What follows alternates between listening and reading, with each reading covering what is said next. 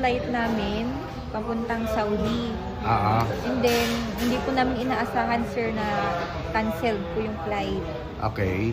So, bali, naghihintay lang din po kami ng update sa agency kung kailan po yung rebooking namin.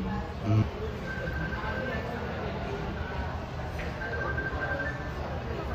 Ano, syempre, natatakot rin kami, sir, kasi syempre, buhay na yan eh.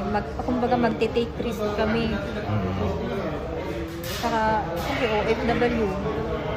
Pupunta kami doon para ano, makipagsapalaran, gano'n.